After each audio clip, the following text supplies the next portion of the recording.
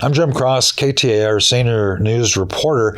Proposition 135 will be in front of the voters in November on the ballot, and essentially it comes down to, does the governor have the power to extend an emergency declaration past 30 days, or will it remain at the current 120 days?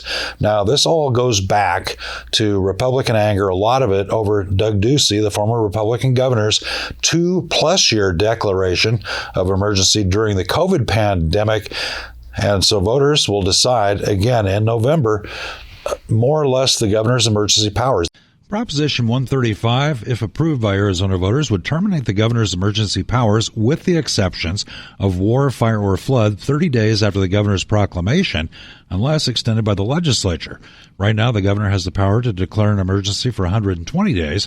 Will Humble, executive director with the Arizona Public Health Association, opposes Prop 135 because, in his words, it feels unsafe. Tying the hands of the governor, regardless of the fact that it's going to cost people's lives. And what is most unnerving, he says, is a single legislator could stop the governor's emergency response. I've seen enough partisanship among legislators, especially some that have been in leadership over the years. I just don't trust them to act in the best interests of the public if they're given the ability and authority to stop governors at just 30 days during an emergency.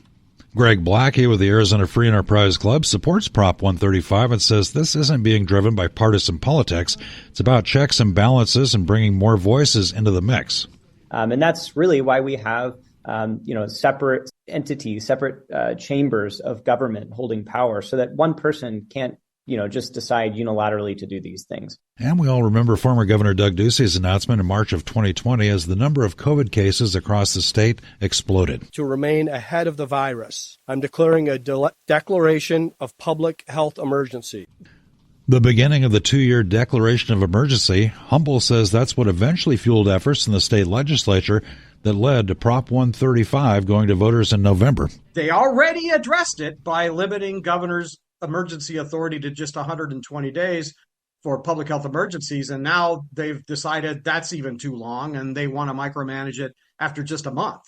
So, yeah, I think it's definitely in response to COVID-19. I think that it's among legislators who think that Governor Ducey actually overused his authority. Meanwhile, Greg Blackie looks back at the 2-year emergency declaration, which he never wants to see repeated. 743 days of, the declaration of emergency in response to COVID-19 and witnessed school closures and lack of ability to see loved ones in hospitals. And that dragged on and really was a new experience for a lot of people. And so I think when they get to this one and see that it's a reasonable limitation, 30 days, and then the legislature can extend it, that this is really what we want going forward. And Mike Noble at Noble Predictive Insights ran a poll about Proposition 135 in mid-August. We found that partisans want their politicians to have the final say, and it doesn't matter which office they hold.